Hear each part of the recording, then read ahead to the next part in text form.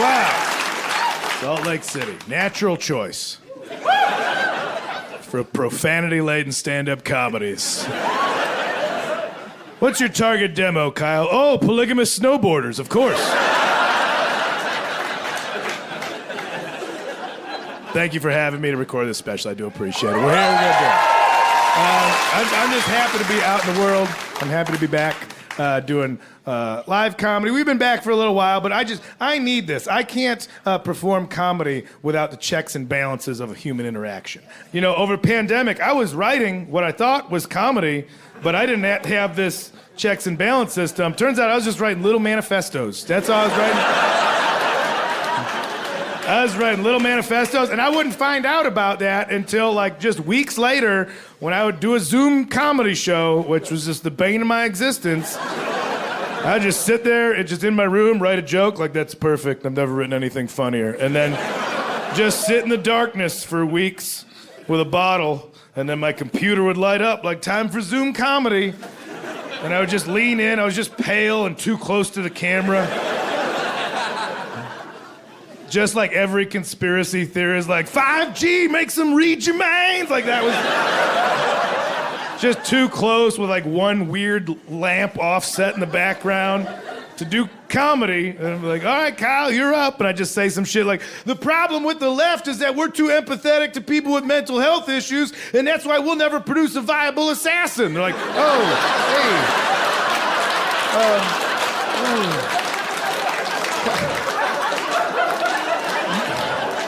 You can't, that's not like ha-ha, I get it, but you can't say that, not on Zoom anyway. They're recording this. Now you gotta explain jokes to the FBI. Is that what you wanted to do? Now you explain comedy to the feds. Even just the minutia of doing live stand, I mean the stuff that comes along with it, I'm excited to be back to. Even the traveling elements, I'll be happy with. I'm excited to be on airplanes again. I'm sure that'll get obnoxious soon enough, but I just like being on there. I like saying thank you to the pilot when I walk off the plane. I like doing that. How many people say thank you to the pilot when you get off the plane? All right, it's a decent amount, but it's not everybody. What's wrong with you? Why are you gonna be a jerk? That's all they want. That's all a pilot wants. If you fly, that's the first thing. As soon as they park, the door just flies open at the front. They're just like...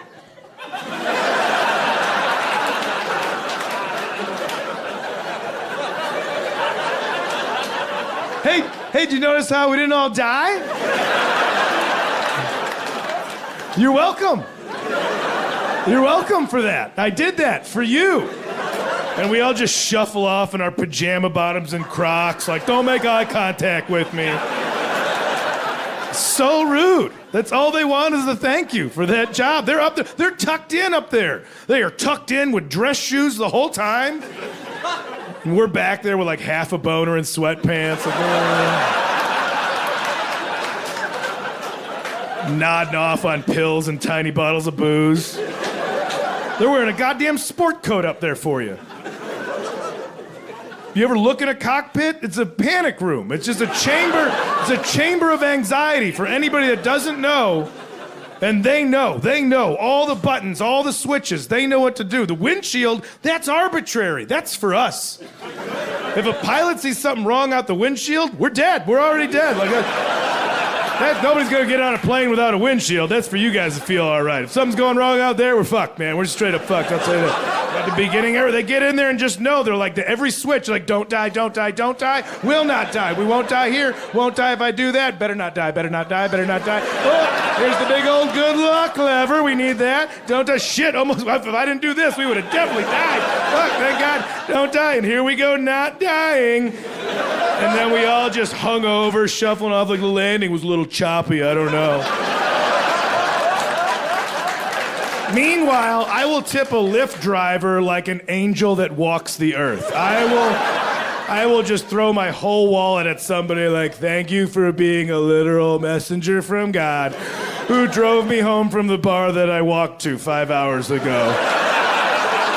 You're the most blessed angel. What's your name? I'm gonna name my firstborn child after you.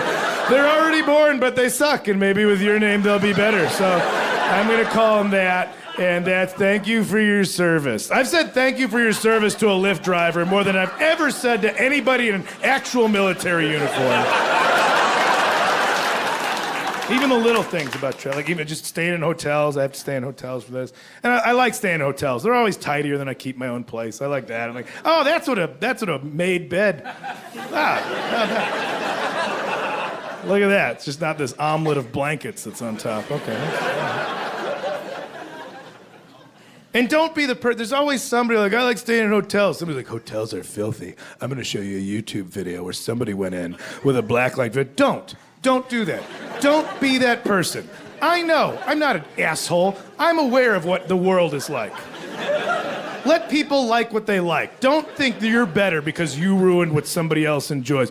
Oh, you like hotels? Don't look behind the curtains. That's rough. That's the type of person's like, oh, you like shrimp? You know that line on the back is poop. Shut the fuck up. Let people like what they like. I know that hotels can be horrifying places, but I don't look under the bed. I don't do the little dust check on stuff. I just need the illusion of cleanliness. I don't look at the pillows. God forbid. Don't. If you're, never look at pillows. Just do that for yourself. If you're a single man in here, leave now, go buy new pillows. Go right now. You're like, why? That's why. Because you just go right now, you can go to Bed Bath & Beyond, stop at anybody's mailbox, take their coupon out of it, get 20% off. Doing bed laundry in the daylight, linens if you're classy. I was doing my bed laundry in the daylight, sober, so I was retaining details. And I went to unsheath the pillow because the pillowcase, that's the case for the pillow that preserves the pillow. Does not. I don't even know how I got pillows. Nobody remembers, especially dudes. You don't remember when you bought pillows. I moved to Los Angeles in 2003 with one pillow. Eventually, I had 5 pillows. At 1.7, then down to 3.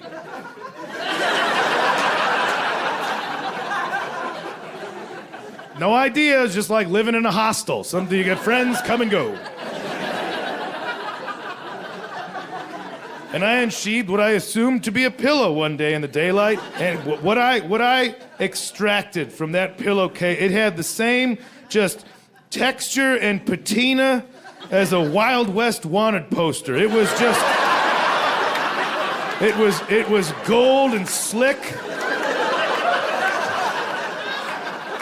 The edges were crumbly and curled. One side was burnt. How did that even happen? It looked like a map to the new world. That's what it looked like. It looked like, it clearly, like whatever fluids come out of my face at night the liquid had just expanded and then create rudimentary coastlines of the Americas over here. You could tell this is how they went from the Mediterranean to here. This is where the old gays went looking for spices back in the day. That's how we got the spots. What happened when you were gay back in the day and you couldn't tell people in the 1300s in Europe that you're gay. You just like, me and the boys were going on a cruise. And that's how you had to be gay. Like, what are you gonna do? Like, we're looking for cinnamon. That's gay. That's super gay. But that's what they had to do, so thank them for that. You thank them for the spices. This part of the pillow just says, here be monsters. That's all it says there.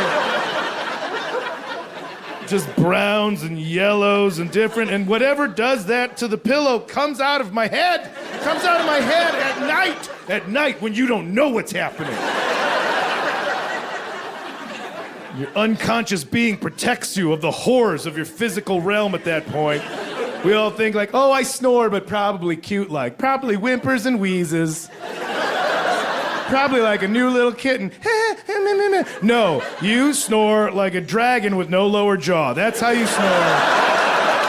And you emit fluid like a chocolate fountain filled with mucus. That's how we all sleep. Just... You snore like a fire plug filled with pudding. That's how you snore. And you think you can forget until you look at your pillow, which is now just a sponge that collects the memories of your nightmares. Just a document of your savagery. So anyway, I don't look at the pillows in the hotel. I just like Thank you. I like staying in the hotels. I lay in bed way past checkout. That's what I like now. Just base level excitement. Like I use words in conversation that I don't really know what they mean. And that's my bungee jumping at this point. That's it. It's just like, I don't know, man. It sounds pretty ubiquitous to me.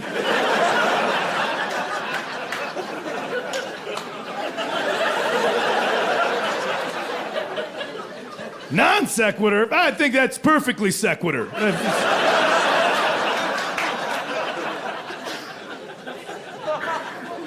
Well, so that's my cheat. I just like laying in bed way past checkout and seeing if I get caught. That's like, checkout's at noon, we'll see. You gotta lay real still. You gotta be real quiet. I call it pulling an Anne Frank. That's what I call it. I lay there.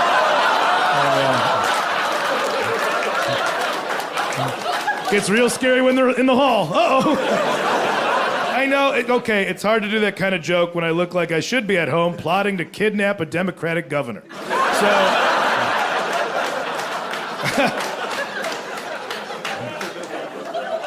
let it be known, I have to say, I am not anti-Semitic. I'm like the most Semitic. I love them. I won't go to the Holocaust Museum, though. Nope. I'll explain. It's not like I'm just gonna move on to the next joke. He let that one hang out there for a while. No, I don't want to go to the Holocaust Museum because I am a coward. That's it. That's as simple. It happened, all right? That's not the route I'm going with this. It happened, I know it happened, and it was bad. Real bad. Like the worst. And I know that, and I'm too scared to deal with the emotions that would come with visiting a Holocaust museum. Like, that's a big day. That's wow, you don't want to do anything else? Okay. And shit, maybe I'm wrong. Does anybody here want to go to the Holocaust Museum? Okay, all right, okay.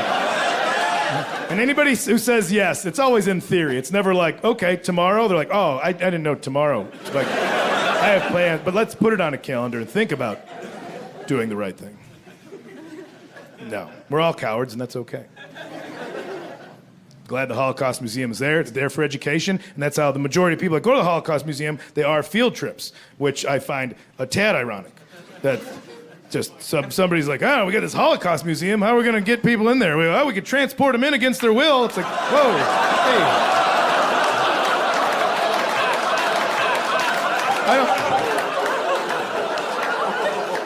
Has our marketing guy even been inside yet? Because that's like a main thing that happened. You can't just look at the pictures. You got to read the captions. They didn't just love trains, man. That one's a bit too far. That one went